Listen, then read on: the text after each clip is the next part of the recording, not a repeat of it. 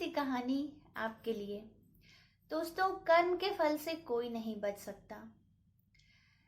एक गांव में एक किसान रहता था और किसान अपने परिवार के साथ बहुत खुशी खुशी रहता था।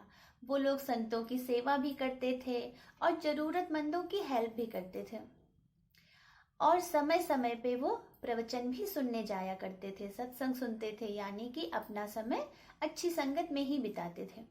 लेकिन उनके घर में उनका एक बेटा था जिसके कि दोनों पैर खराब थे और वो किसान की पत्नी दोनों हमेशा यही सोचते रहते थे कि आखिर हम तो इतनी सेवा करते हैं, हम अच्छे कर्म करते हैं, हम लोगों की मदद करते हैं, तो आखिर हमारे बेटे के साथ ऐसा क्यों हुआ।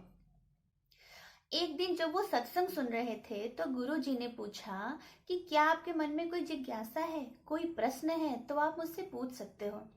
तो किसान ने पूछा कि आखिर गुरुजी मेरे बच्चे के साथ ऐसा क्यों है। गुरुजी ने कहा, देखो बेटा, मैं आपको ये बताना तो नहीं चाहता, लेकिन चूंकि आपके मन में जिज्ञासा है इसलिए मैं आपको बताता हूँ कि पिछले जन्म में जो आपका पुत्र है ये खाना खाने जा रहा था। उसकी माँ ने उसे थाली में खाना परोसा। ठीक उसी समय उसका एक दोस्त आ गया और उस दोस्त ने तुम्हारे बालक को बाहर बुला लिया और वो बाहर चला गया। लेकिन जैसे ही वो बाहर गया एक कुत्ता आके उसी थाली में से रोटी खाने लगा।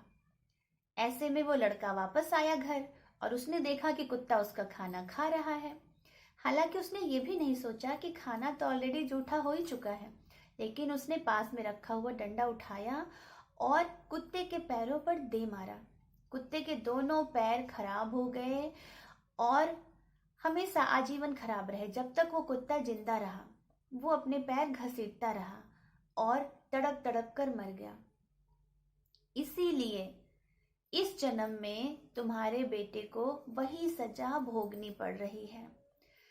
तो याद रखिए, जो हमारे कर्म होते हैं, अगर हम अच्छा कर्म करेंगे तो भी हमें भोगना है, अगर हम बुरा कर्म करेंगे तो भी हमें भोगना है।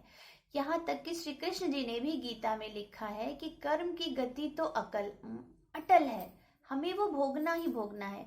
अगर भगवान भी जन्म लेके धरती पे आते हैं तो भी वो अपने किए हुए कर्मों को भोगते हैं ताकि वो हमें दिखला सकें कि कैसे आप अपने कर्मों पे नियंत्रण रखिए।